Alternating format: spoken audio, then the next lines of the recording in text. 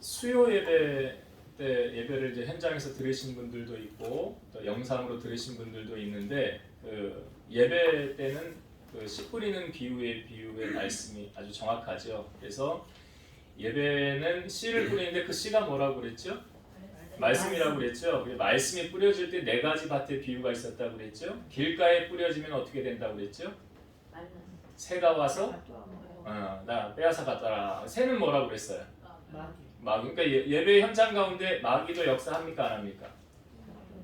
예? 한다는 걸 아셔야 돼요. 여러분 예배 드릴 때 말씀이 뿌려질 때 마귀가 와서 빼앗아 간다고 그랬어요. 말씀 듣지 못하게 한다고. 그래서 비유로 어떤 분들 설교 시작해서 졸기 시작해서 끝날 때 졸고 광고할 때 눈 번쩍 떠서 나가는 분들 있죠. 오늘 설교 뭐 들었지? 남은 게 없네. 왜 그렇습니까? 마귀가 와서 다 뺏어가는 거예요. 왜 그런다고 그랬어요? 구원 얻지 못하게 하려고. 믿음 자라지 못하게 하려고. 그래서 예배 때는 정신을 똑바로 차리고 여러분이 말씀을 들으셔야 돼요. 안 그러면 머릿속으로 자꾸 뭐 다른 생각을 하거나 집중 못하면 마귀한테 지는 거예요. 그럼 세상을 승리하지 못하는 거예요. 그 다음에 돌 위에 뿌려졌을 때는 어떤 상태라고 그랬어요? 말씀을 기쁨으로는 받으나 세상 속에 나가서 툭 건드리면 그냥 툭 쓰러지는. 왜? 뿌리를 내리지 못했으니까. 그러니까 여기서는 아멘 아멘 할렐루야 세상이 이길 것 같아요. 근데 세상에 나가서는 막상 부닥겨 보면 승리하지 못하는 사람. 이 사람들이 어떤 사람들이에요? 돌 위에. 그 다음에 가시덤불은 뭐라고 그랬어요? 세상의 염려와 유혹과 죄의 욕심. 그러니까 이건 한 가지로 정의하면 예수님보다 다른 것을 더 사랑하는 어떤 무엇이 있으면 그 사람은 가시덤불이에요. 그러니까 하나님과 재물도 겸하여 섬길 수 없죠. 하나님과 자식도 겸하여 섬길 수 없죠. 하나님이 높던가 자식이 높던가예요. 하나님이 높던가 재물이 높던가예요. 둘 중에 하나예요. 선택을 하셔야 돼요. 여러분들이 선택하는 거예요. 나는 하나님을 선택했다? 그러면 가시덤불은 넘어선 거예요. 이 밭의 비유가 뭘 이야기하냐면 처음에는 길가예요. 그 다음에 돌 위예요. 그 다음에 가시덤불. 그 다음에 옥토로 가는 거예요. 단계가 있는 거예요. 나는 지금 어느 단계에 있는가? 그 다음 마지막 옥토 가실 때는 어떻게 해야 열매 맺는다고 그랬어요? 착하고 좋은 마음으로 말씀을 듣고 지키어 인내로 결실하는 자. 그러니까 여러분들이 권사님 기도하시잖아요. 마음은 활짝 열어놓고 하나님 주시는 말씀 아멘으로 화답하는 자가 은혜 받는 거예요. 마음을 문을 열지 않고 그냥 꽉 닫고 있으면 거기에 어떤 씨앗이 들어가지 못하잖아요. 그러니까 예배 드릴 때의 자세가 이렇게 중요한 거예요. 그래서 하나님 보시고 사모하는 자에게 만족함을, 줄인 자에게 좋은 것 주시는 거예요. 오늘 하나님 앞에 여러분 예배하러 나올 때 어떤 심정, 어떤 마음으로 왔는지 저는 잘 모르겠어요. 그러나 하나님 잘 아시겠죠. 그래서 그 사람이 사모하는 만큼 은혜 주시는 거예요. 그 사람이 갈망하는 만큼 주시는 거예요. 그래서 똑같이 예배를 드려도 어떤 사람은 은혜 충만해서 돌아가는데 어떤 사람은 좀 허전하고 뭘 들었나 모르고 그냥 돌아가는 사람이 있어요. 오늘 바라기는 여러분들은 사모하는 마음, 하나님의 은혜를 정말 귀하게 여기는 마음으로 예배에서 은혜 받고 들어갔으면 좋겠어요. 자, 오늘 맥추감사주일로 우리가 하나님 앞에 예배드립니다. 맥추절은 다른 말로 칠칠절 또 오순절이라고도 하죠. 보리 수확의 첫 이삭 한 단을 드리는 절기가 초실절인데 그 초실절 날로부터 50일째 되는 날에 지켰다 하여서 오순절이라 이렇게 얘기하고 있어요. 신약 시대에는 예수님께서 그 승천하신 첫 해에 오순절에 성령이 임하게 되죠. 이게 사도행전 2장에 있는 사건 아닙니까? 오순절 날이 이미 이름에 그들이 다 한 곳에 모였더니 그리 성령이 거기 임했어요. 그래서 신약 시대는 특별히 이 성령이 임하였다. 언제? 오순절에. 그래서 성령 강림절로 지키고 있죠. 그래서 맥추절, 칠칠절, 오순절은 다 같은 의미인데요. 한국 교회 개신교에서 지키는 맥추절은 전반기를 마감하고 후반기를 시작하는 첫 주일에 전반기에 부어주셨던 하나님의 은혜를 되새기며 감사하면서 후반기에 주실 은혜를 사모하고 기대하며 지키는 절기가 뭐라? 맥추절이다. 이런 의미를 알고 우리가 맥추절을 지켜야 되는 거예요. 그래서 성경에서 오늘 맥추절을 지킬 때 우리에게 세 가지를 명시하여 지키라라고 말씀하고 있어요. 세 가지 아셔야 돼요. 아, 맥추절은 이렇게 지키는 거구나. 세 가지 우리에게 말씀하고 있는데, 자, 첫 번째 10절의 말씀을 한번 다시 봅시다. 10절. 내 하나님 여호와 앞에 칠칠절을 지키되 내 하나님 여호와께서 내게 복을 주신 대로 내 힘을 헤아려 자원하는 예물을 드리고. 이게 첫 번째예요. 하나님 앞에 7.7절 맥주를 지키는데 어떻게 지켜라? 여호와께서 내게 복을 주신 대로 내 힘을 헤아려 자원하는 예물을 드려라. 자, 16절과 17절도 한번 봅시다. 신명기 16장 16절 17절 말씀 읽어볼게요. 너희 가운데 모든 남자는 1년에 3번 곧 무교절과 7.7절과 초막절에 내 하나님 여호와께서 택하신 곳에서 여호와를 배웁되 빈손으로 여호와를 배웁지 말고 각 사람이 내 하나님 여호와께서 주신 복을 따라 그 힘대로 드릴지니라. 비슷한 말씀이 또 나오죠. 세 번의 절기를 이제 이스라엘의 무교절, 7.7절, 초막절 1년에 3번 지키라고 하는데 지킬 때 여호와 앞에 나올 때에 빈손으로 나오지 말고 하나님 여호와께서 주신 복을 따라 힘대로 드릴지니라. 10절의 말씀하고 비슷하죠? 내 힘을 헤아려 자원하는 예물을 드려라. 자, 한번 생각해 봅시다. 여러분, 이 땅의 모든 것이 다 하나님의 것이죠. 해도 달도 별도 궁창도 세계 모든 것이 다 하나님의 것이에요. 그럼 하나님이 모든 것이 주인이신데 하나님 부족한 것 하나도 없잖아요.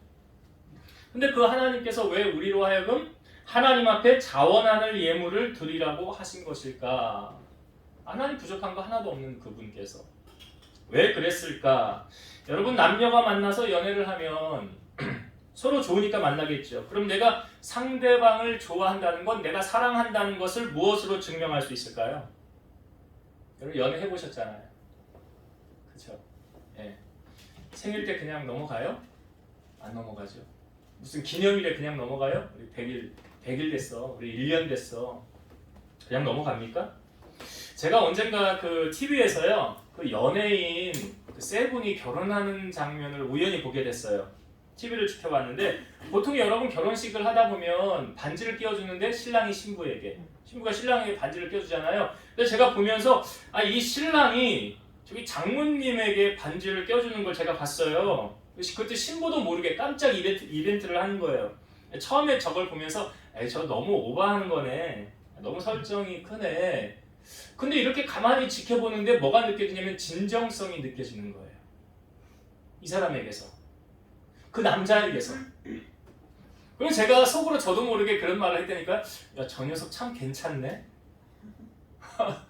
저 녀석 참 괜찮네. 나 연예인들 별로 그렇게 원래 인성을 자세하게 들여다보진 않았지만 그 결혼식 하나 그거 보면서 이야, 괜찮은 사람이다. 여러분, 사랑이 표현하지 않으면 상대방이 알아줄까요? 인간은 망각의 동물이라고 합니다. 그래서 은혜도 쉽게 잊어버리고 사람들은 되게 안 좋은 것을 마음속에 깊이 새기고 사는 사람들이 있어요. 그래서 이런 말이 있죠. 원수는 물에 새기고 은혜는 돌에 새겨라 라는 말이 있는 거예요.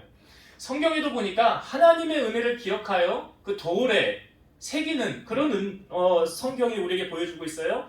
자, 이스라엘 백성이 사무엘이 사사로 있을 때 미스바로 모여라 그랬을 때 블레셋이 쳐들어온대요. 그때 이스라엘 백성들이 선택한 방법은 사무엘에게 우리를 위해서 온전한 번제를 드려주십시오. 하나님께 기도해 주십시오.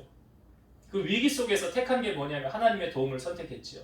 그래서 하나님 앞에 온전한 번제를 드렸어요. 성경에 보니까 여호와께서 응답하셨대요. 그러니까 하나님이 응답하는 예배가 있고 응답하지 않는 예배 있어요. 이게 창세기 3장에 처음 나오는 가인과 아벨의 예배 아닙니까? 가인이 드렸던 제사와 예물은 하나님이 받으셨어요. 근데 아벨이 드렸던 건 받으셨어요. 근데 가인이 드렸던 거는 받지 않으셨어요. 그 차이를 히브리서에서 뭐라고 알려주고 있습니까? 아벨은 믿음으로 하나님을 예배했더라.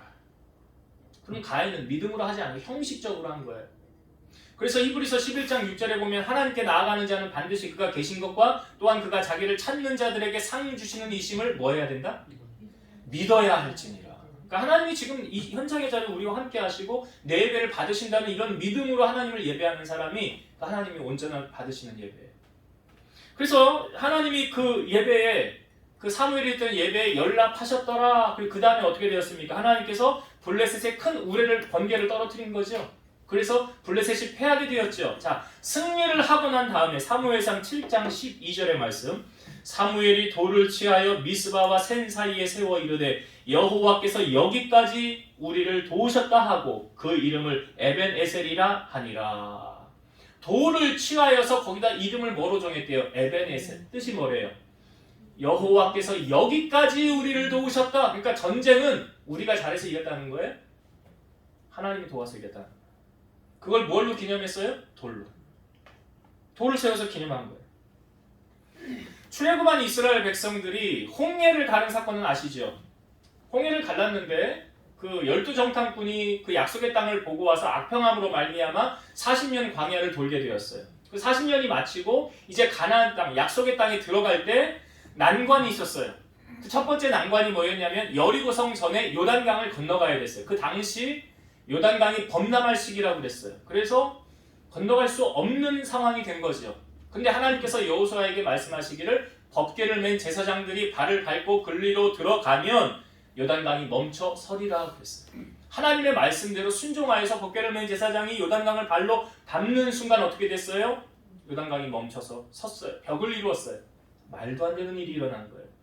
그때 벽을 이루고 섰을 때에 하나님께서 여호수아에게 명령한 사건이 뭐냐면 너희 지파의 12명에 한 사람씩 나와서 각자의 돌을 하나씩 취하라.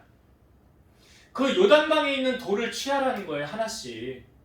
왜 그렇게 하나님 말씀하셨을까요? 너희 나중에 자손들이 이 돌들이 뭡니까? 무슨 의미입니까? 라고 물을 때 너희가 요단강을 그때 맨발로 밟고 걸어갔느니라. 범람할 시기였는데 하나님께서 그 요단강을 멈추게 해주셨느니라. 그것을 기념하기 위해서 이 돌을 가지고 왔느니라. 기념하게 한 거예요. 돌을 가져다가.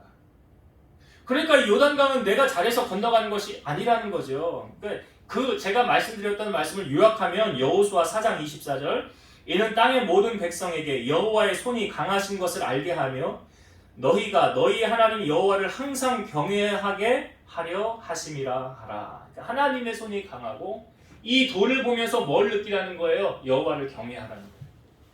여러분 제가 경외에 대해서 아주 여러 번 말씀 많이 드렸죠. 경외라는 게 뭐예요? 하나님을 두려운 마음을 가지고 공경하며 섬기는 게 경외예요.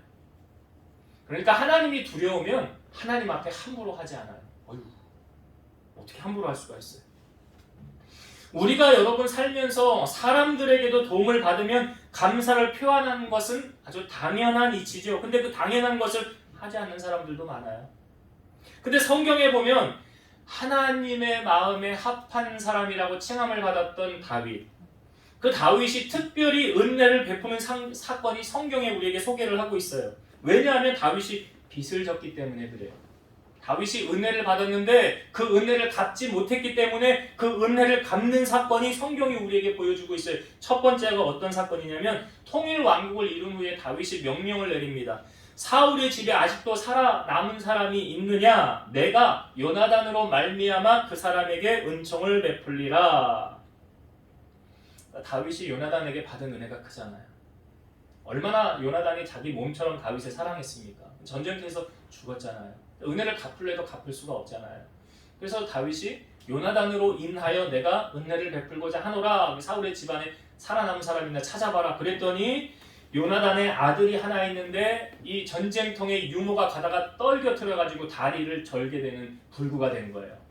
자리를 잘 못 걷게 된 거예요. 다리 저는 자라고 성경은 표현하고 있어요. 그 사람의 이름이 무비보셋이에요. 무비보셋이 다윗 앞에 엎드렸어요. 잡혀온 거죠. 큰일 났다. 우리 할아버지가 나도 아는데 다윗 왕을 그렇게 죽이려고 못살게 굴었으니 그 원수를 나에게 갚으려고 하는 거 아닌가 두려운 마음이 있었을 때 다윗이 무비보셋에게 이렇게 말합니다.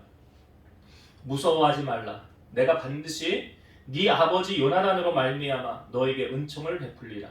내가 너 할아버지 사울의 모든 밭을 다 너에게 도로 주겠고 또 너는 항상 내 상에서 떡을 먹을지니라. 내 상에서 떡을 먹는다는 의미는 뭐냐면 너는 이제 내 아들이야. 그런 의미잖아요. 그리고 재산을 내가 다 찾아서 너에게 돌려줄게. 너희 집 재산. 그러니까 무비보셋이 이렇게 말하는 거예요. 이 종이 무엇이기에 왕께서 죽은 개 같은 나를 돌아보시나이까. 그러니까 이 말은 아무도 무비보셋 안 돌아봤다는 거 아닙니까? 자기 아무도 찾지 않았다는 거 아닙니까? 오죽하면 자기가 자기 자신을 뭐라고 표현해요? 죽은 개 같은 나. 자기 자신을 그렇게 표현해요. 죽은 개 같은 나. 근데 다윗이 이렇게 은혜를 베푸는 것은 이 무비보셋이 누구 덕을 보는 거예요 지금? 아버지 요나단 덕을 보는 거 아닙니까? 그러니까 여러분 선을 행하되 낙심하지 말지니 포기하지 아니하면 때가 이름에 거두리라 라고 성경은 말하잖아요. 자, 다윗이 또 한 번 은혜를 베푼 사건은 그의 아들 압살롬이 반역을 일으켰을 때 다윗이 버선발로 도망을 나가요. 급하게 도망을 나가요. 먹을 것도 아무것도 챙기지 못했어요. 그런데 그때 길르앗 사람 바르실레가 나와서 왕을 공개합니다. 이렇게 공개했죠. 침상과 대화, 질그릇, 밀, 보리, 밀가루, 볶은 곡식, 콩, 팥, 볶은 녹두, 꿀, 버터, 양, 치즈 가져다가 다윗과 그와 함께한 백성에게 먹입니다. 바르실레가 이 다윗을 공개한 거예요. 그 백성들을 공개한 거예요. 그 어려웠을 때 전쟁이 이제 다 마무리되어서 다윗이 다시 다윗 성으로 올라갈 때에 바르실레에게 다윗이 이렇게 말합니다. 네가 나와 함께 건너가자. 예루살렘에서 내가 너를 공개하리라. 그러니까 다윗이 은혜를 알아요, 몰라요? 아는 사람이에요. 다윗이 은혜 아는 사람이에요. 그러니까 바르실레가 뭐라고 그러냐면 내 나이 80세에 내가 어떻게 음악이 좋은 것을 알며 내가 어떻게 왕에게 가서 누를 끼칠 수 있겠습니까? 나는 내 고향 부모의 묘 곁에서 죽으려 하나이다. 그러나 나의 종 기만이 여기 있사오니 청하건대 그가 내 주 왕과 함께 건너가게 하옵시고 왕의 처분대로 그에게 베푸시옵소서. 기만은 누굽니까? 바르실레 아들이에요. 바르실레 아들. 그러니까 다윗이 말하기를 기만이 나와 함께 건너가리니 나는 네가 좋아하는 대로 그에게 베풀겠고 또 네가 내게 구하는 것을 다 너를 위하여 시행하리라. 그러니까 다윗은 하나님의 은혜도 아는 사람이었고 더불어서 사람에게 받은 은혜도 기억하고 갚을 줄 아는 사람이었어요. 반면에 다윗이 도망을 다닐 때에 사울에게 도망을 다닐 때 이 나발이라는 사람이 있었죠. 그의 아내는 아비가일이었어요. 근데 이 사람이 엄청 부자였는데 양털을 깎을 때 잔치하는 거거든요. 그때에 다윗이 소년들을 보내어서 우리에게 먹을 것을 좀 달라고 그래요. 그러니까 나발이 뭐라고 그러냐면 다윗이 누구며 내가 왜 그 사람에게 그걸 베풀어야 되느냐. 근데 성경을 잘 보면 다윗이 그 당시 나발이 가졌던 그 소유의 울타리 역할을 누가 해주었느냐? 다윗이 해주었어요. 다윗이 그 나발의 재산을 보이지 않게 울타리 역할을 해주면서 그거 다 지켜주었다는 거예요. 아니 그러면 잔치할 때 아니 좀 나누고 베풀고 해야 되지 않습니까? 근데 하나도 하지 않은 거예요. 나발이. 난 그렇게 할 수 없다는 거예요. 그러니까 다윗이 화가 나서 군사를 이끌고 가서 치려고 할 때에 아비가일이 나와서 다윗 앞에 엎드립니다. 그리고 용서를 구하고 아비가일이 가져온 것을 다윗으로 하여금 공개하게 이렇게 보내. 그래서 다윗이 말하기를 내가 이제 하나님의 이 심판을 하려고 하는 것을 막았다라고 말해요. 아비가일이. 네가 막았다. 그리고 아비가일이 그 다음날 나발에게 이야기하는데 나발은 성경에 보니까 왕의 잔치 같은 잔치를 베풀어서 자기는 흥청망청 먹고 마시고 즐겼다는 거예요. 남을 위해서는 그렇게 인색한데 자기한테는 그렇게 풍족하게 쓴 게 나발이에요. 근데 나발이 일어났을 때 그 전날 있었던 다윗이 있었던 사건을 아비가일이 전하니까 그가 그 소식을 들은 다음에 어떻게 되면 몸이 돌처럼 굳어지게 됐다는 거예요. 그리고 하나님께서 그를 치심해 그가 열흘 후에 죽었더라. 여러분 죽으면 아무 소용 없어요. 억만장자를 가진들 뭐합니까? 죽으면 갖고 갑니까? 하나도 써보지 못하고 그냥 가는 거예요. 그러니까 이런 어리석은 사람도 있어요. 나발 같은. 우리가 이 땅에 살면서 보세요 여러분. 나발 같은 사람이 있고 다윗 같은 사람이 있어요. 우리는 어느 편에 속한 사람이 되어야 되겠냐고요. 오늘 우리가 맥주절을 맞아 하나님께 우리는 어떤 감사의 고백을 드리고 있느냐. 시편 50편 23절 감사로 제사를 드리는 자가 나를 영화롭게 하나니 그의 행위를 옳게 하는 자에게 내가 하나님의 구원을 보이리라. 그러니까 감사를 고백하는 자가 하나님의 구원을 맛볼 수 있는 거예요. 여러분 삶에 얼마나 감사가 넘치십니까? 오늘 특별히 사실은 우리 권사님 기도했어요. 매주 매일 우리는 하나님 앞에 감사를 고백해야 돼요. 근데 그걸 잘 못하니까 절기를 정해서나마 전반기를 돌아보면서 하나님이 베푸신 은혜 잊지 말고 기억하면서 감사하는 절기를 되자라고 이렇게 하는 거예요. 여러분, 오늘 맥주 감사주의를 드리면서 여러분들의 마음을 하나님께 드리고 또 하나님께 받은 은혜를 감사로 고백하는 여러분들이 되시기를 주의 이름으로 축원드립니다. 두 번째, 우리가 맥주를 어떻게 지켜야 되느냐? 자, 11절의 말씀, 오늘 본문의 11절을 보겠습니다. 너와 내 자녀와 노비와 내 성중에 있는 레위인과 및 너희 중에 있는 객과 고아와 과부가 함께 내 하나님 여호와께서 자기의 이름을 두시려고 택하신 곳에서 내 하나님 여호와 앞에서 즐거워할지니라. 조금 길지요? 11절의 내용이 조금 길어서 이 11절을 세 단락으로 나뉘어서 보려고 그래요. 첫 번째 뭐냐면 앞부분에 있는 내용, 너와 내 자녀와 노비와 내 성중에 있는 레위인과 및 너희 중에 있는 객과 고아와 과부와 함께, 여기까지. 이게 이제 앞부분 여기까지 자르는 거예요. 뭘 말하고 있습니까? 맥주를 어떻게 지키라는 거예요? 이거 함께라는 표현이 다 들어가 있는 거예요. 함께라는 표현이 다 포함이 되어 있는 거예요. 나와 함께 지내는 모든 사람, 나와 함께 지내는 모든 사람, 그걸 말하는 거죠. 간단하게 정의를 내리면 왜 하나님께서 이렇게 하라고 하셨느냐? 디모데전서 2장 4절, 하나님은 모든 사람이 구원을 받으며 진리를 아는 데에 이르기를 원하시느니라. 우리가 뭐 하나님이 뭐 저 사람 사랑하고 나는 사랑하지 않아, 이게 차별이 아니에요. 여기 보니까 하나님이 모든 사람 다 오래잖아요. 하나님 다 함께 하라잖아요. 하나님이 나는 구원해주고 우리 자녀는 구원해주지 않으려나 보다, 그런 하나님이십니까? 아니잖아요. 그런 하나님. 우리가 하나님을 어떻게 믿고 섬기고 있습니까? 하나님이 오늘 말씀하잖아요. 다 함께. 그래서 하나님은 모든 사람이 구원을 받으며 진리를 아는 데 이르기를 원하신데, 이게 아버지의 마음이에요. 그래서 세상에 죄악이 들어왔을 때, 죄가 들어왔을 때 하나님은 어떻게 했어요? 요한복음 3장 16절, 하나님이 세상을 이처럼 사랑하사 누굴 주셨어요? 독생자 예수 그리스도를 주셨으니 이는 그를 믿는 자마다 멸망하지 않고 영생을 얻게 하려 함이라. 하나님이 세상을 사랑하셔서 독생자를 희생시킨 거 아닙니까? 우리를 구원하기 위해 자기 아들을 죽이신 거 아니에요. 이게 하나님의 사랑이잖아요. 그 17절 보면, 요한복음 3장 17절, 하나님이 그 아들을 세상에 보내신 것은 세상을 심판하려 하심이 아니요 그로 말미암아 세상이 구원을 받게 하려 하심이라. 이게 하나님의 마음이에요. 여러분, 아무리 진수성찬을 차려놔도요, 그 나와서 먹지 않으면 그림의 떡이죠. 우리가 맛집 하면서 많은 사람들 방송에도 많이 나와요. 그 맛집이요, 그냥 알고만 있으면 무슨 소용이 있어요? 가서 먹어봐야 그게 내 것이 되는 거 아닙니까? 여러분, 복음도 그래요. 복음도 그렇다고요. 먼저 믿는 자들은 책임이 따르는 거예요. 사도 바울은 주를 믿은 다음에 자기가 복음에 빚졌다라고 표현하지 않습니까? 로마서 1장 14, 15절, 헬라인이나 야만인이나 지혜 있는 자나 어리석은 자에게 다 내가 빚진 자라. 그러므로 나는 할 수 있는 대로 로마에 있는 너희에게도 복음 전하기를 원하노라. 내가 복음에 빚을 졌기 때문에 빚을 갚아야 된다는 거예요. 하나님의 은혜에 빚졌기 때문에 그 은혜를 갚아야 된다는 거예요. 그래서 사도 바울이 1차, 2차, 3차 지금 로마에까지도 가서 내가 복음을 전해야 되겠노라.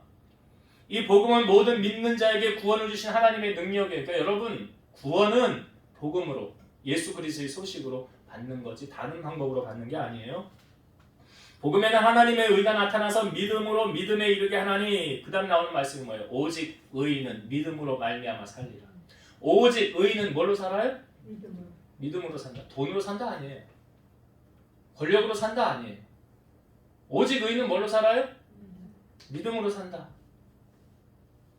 믿음으로 사십니까, 여러분? 그래서 맥주를 지킬 때 지금 하나님이 먼저 첫 번째 요구하시는 게 뭐예요? 함께 같이 나와서 말씀하고 있는 거예요. 그 다음에 두 번째가 뭐냐? 자, 내 하나님 여호와께서 자기의 이름을 두시려고 택하신 곳에서, 하나님의 이름을 두시려고 택하신 곳은 어딜까요? 성전이죠. 교회죠. 여러분, 교회 나오는 게 왜 중요합니까? 간혹 이런 분들이 있어요. 가나안 성도들. 가나안 성도들 뭔지 아세요? 가나안 성도들 못 들어보셨나요? 아시죠? 교회는 나가지 않는데 예수는 믿는 사람들이래요. 교회는 나가지 않는데 좀 아이러니해요. 그럼 어떻게 예배를 드릴까요? 요즘 인터넷 잘 돼 있잖아요. 유튜브 뭐 딱 들어가기만 하면 뭐 우리가 가지 않아도 내가 가고 싶은 교회 검색만 하면 뜨는데, 그럼 유튜브 딱 틀어놓고 거기 앉아서 이렇게 뭐 어떻게 예배 드리는지는 뭐 그분의 사정이지만 커피를 한 잔 타다 와서 마시면서 예배를 드릴 수도 있고, 아니면 뭐 정말 정장으로 격식을 갖춰서 이렇게 예배를 드릴 수도 있고, 아무튼 가나안 성도들은 교회를 정하지 않고 그냥 방송으로 이 교회 예배 드렸다 저 교회 예배 드렸다 하는 그런 성도들 가나안 성도라고 그래요. 근데 이게 성경적입니까? 아니죠. 오늘 말씀에도 보니까 여호와께서 자기의 이름을 두시려고 택하신 곳으로 찾아 나아가는 거죠. 하나님의 이름을 둔 그곳 성전에 가서 예배 드리는 것이 누가 원하는 거예요? 하나님께서. 하나님이 그걸 원하고 계신다는 거죠.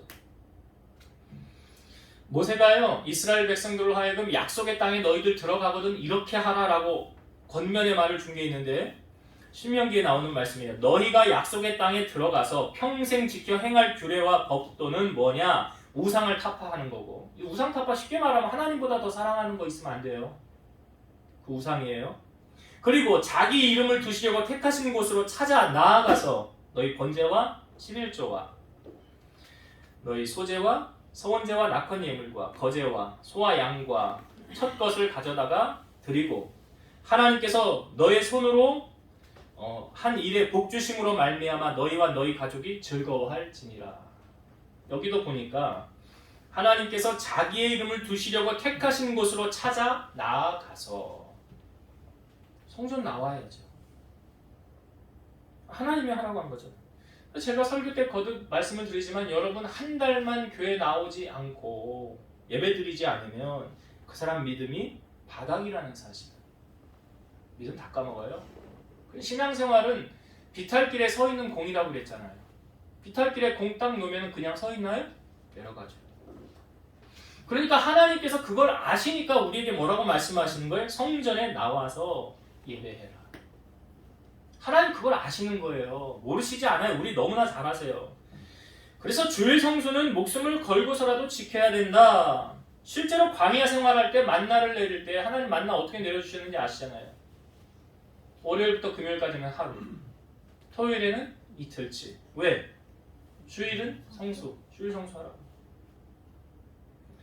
그래서 하나님께서 오늘 맥주를 지킬 때 두 번째는 뭐냐? 여호와께서 택하신 곳으로 나아가는, 이게 두 번째. 하나님 제단 앞에 나오는 게 두 번째. 그 다음에 세 번째가 무엇입니까? 11절 뒷부분에 보면 내 하나님 여호와 앞에서 즐거워할지니라. 내 하나님 여호와 앞에서 뭐 하라고요? 즐거워할지니라. 질문 한번 던져볼게요. 여러분 가장 최근에 언제 즐거운 적 있으셨어요? 거짓말하면 안 돼요. 가장 최근에 언제 즐거운 적 있으셨어요? 네. 한참을 생각해봐야 되나요? 여러분 성령이 임하면 성령의 9가지 열매가 성경이 우리에게 소개하고 있죠. 성령의 9가지 열매. 첫 번째가 뭐예요? 사랑. 그 다음에 두 번째 나오는 게 뭐라고요? 희락이 뭐예요? 즐거움이잖아요. 그러니까 성령이 임하면 어떻게 되는 거예요? 즐거운 거예요. 성령이 임하면 즐거운 거예요.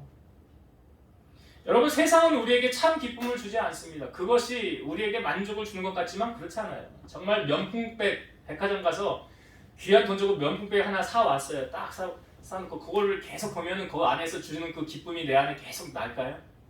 가령 남자들이 차를 좋아한다고 그러면 차를 하나 새 차를 뽑았어요. 네, 그럼 그거 계속 보고 있으면 항상 기쁠까요?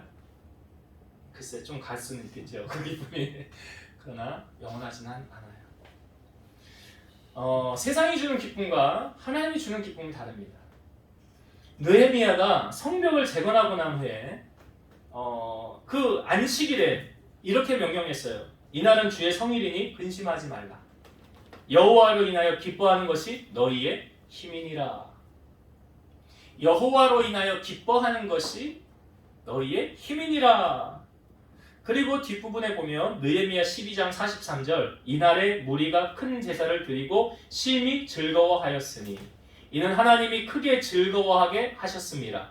부녀와 어린아이도 즐거워하였으므로 예루살렘이 즐거워하는 소리가 멀리 들렸느니라. 제사는 예배잖아요. 예배를 드리고 난 다음에 심히 뭐 했대요? 즐거웠더라.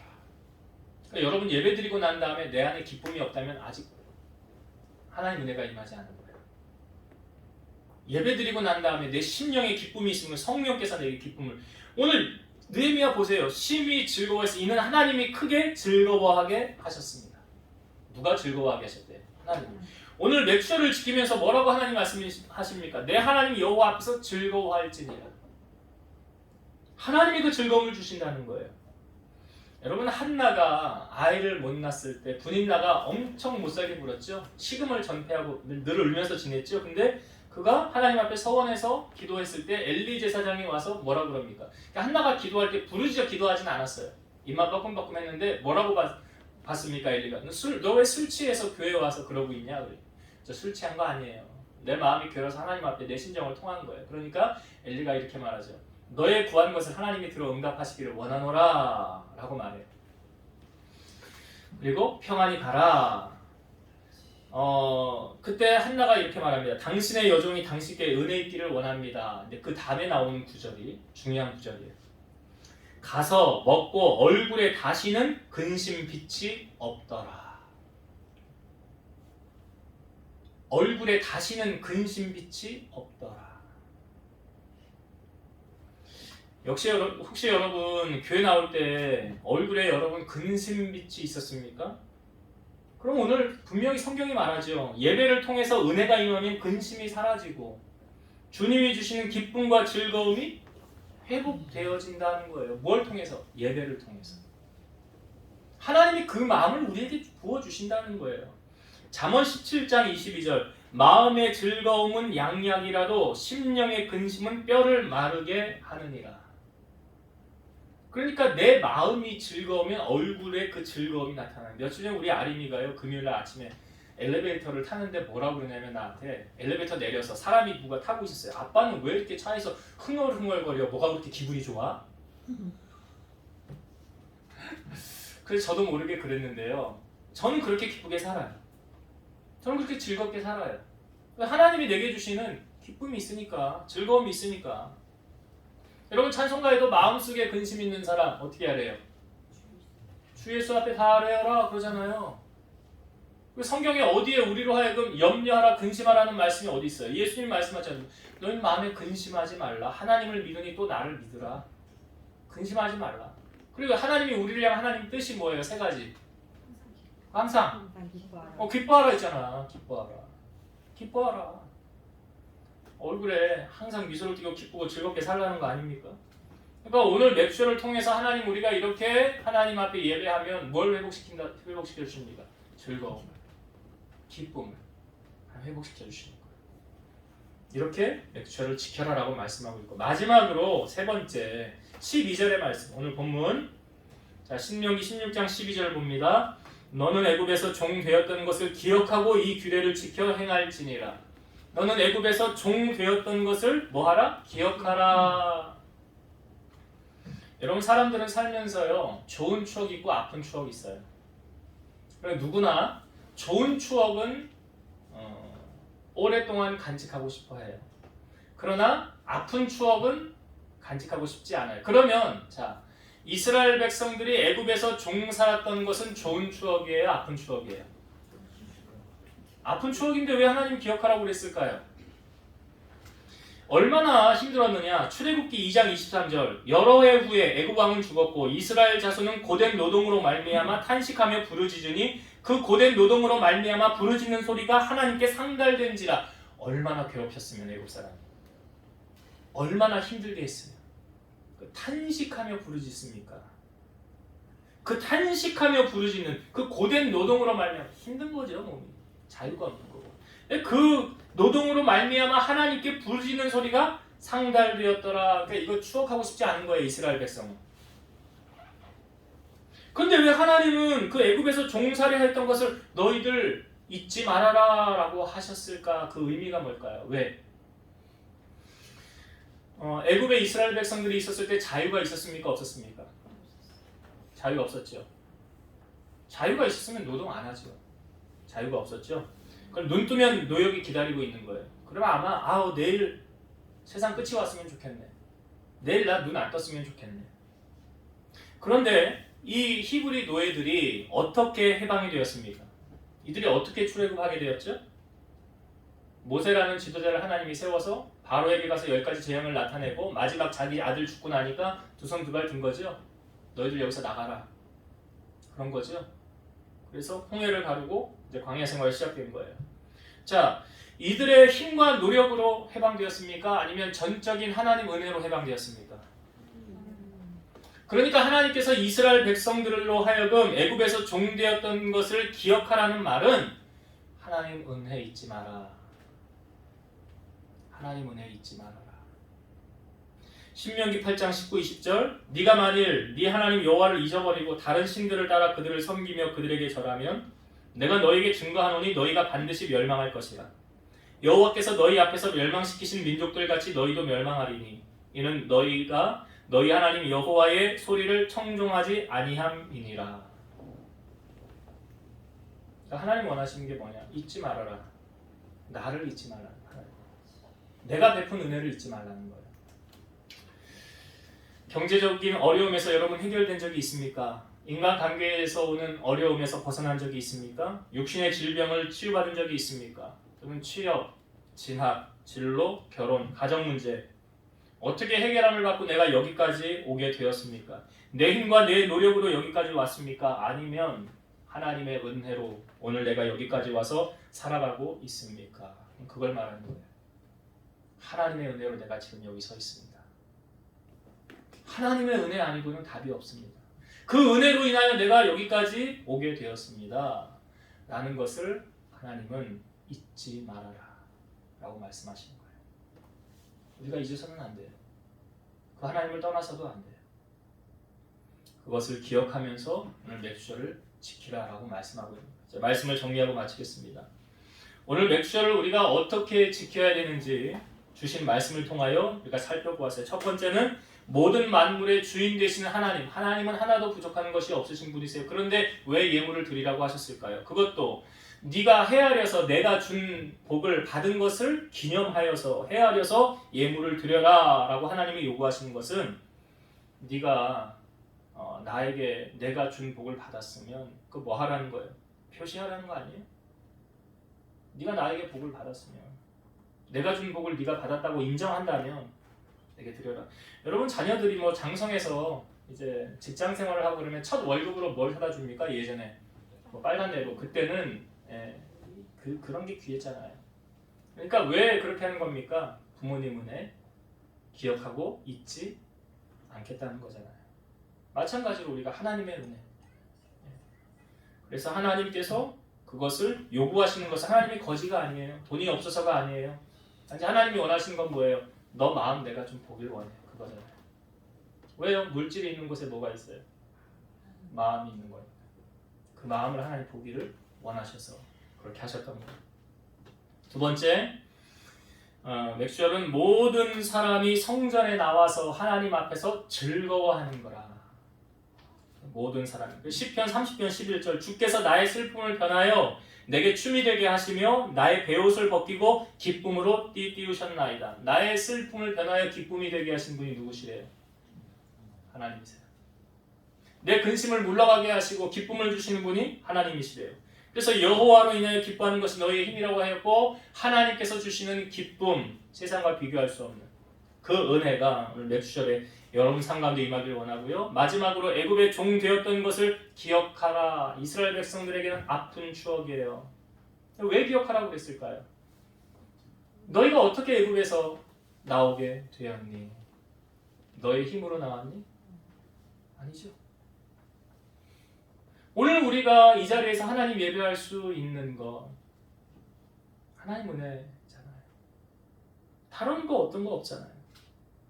그래서 절망의 순간, 그 위기의 순간에서 나를 건지신 그 하나님을 잊지 말고 남은 생에 주님의 영광을 위해서 값지게 쓰임받다가 하나님 나라 입성하는 여러분 다 되시기를 주의 이름으로 축원드립니다. 기도하시겠습니다. 살아서 역사하신 하나님 감사합니다. 몇 주절을 우리에게 지키라고 하시고 어떻게 지키라고 하시는지 우리에게 말씀해 주신 하나님. 하나님께서 복을 주신 대로 헤아려 자원하는 예물을 내 힘대로 드리라고 하였습니다. 하나님이 돈이 없어서 그러지 않습니다. 단지 하나님께서 우리의 마음을 보기를 원하셨고 하나님께서 주셨던 복을 인정하는 행위로 그것을 하라고 말씀하셨사오니 사랑하는 성도들이 말씀대로 살게 하시고 또한 모든 자들이 특별히 우리 성도들 가족 구원이 되지 않은 성도들 불쌍히 여겨주셔서 온 가족이 함께 하나님의 제단에 나와서 하나님께 예배함으로 주시는 은혜와 기쁨을 맛보고 살아갈 수 있도록 축복하여 주옵소서. 또한 광야에 그 출애굽하기 전에 애굽에서의 그 고된 노동 정말 내일이 오기 싫은 것처럼 정말 힘들었던 그 시절 하나님의 은혜로 자유함을 얻고 주님의 은혜로 출애굽하게 되었음을 이스라엘 백성들이 잊지 말라고 하나님 하셨던 것처럼 오늘 우리의 삶에 둘러싸인 문제들이 하나하나 해결함을 받고 주님의 은혜로 말미암아 오늘 우리가 여기 서 있음을 고백할 때에 모든 것이 하나님 은혜임을 고백하고 그 은혜에 날마다 감사하고 영광 돌리고 살아가는 성도들 되게 하옵소서. 예수님 이름으로 감사하며 기도드리옵나이다. 아멘.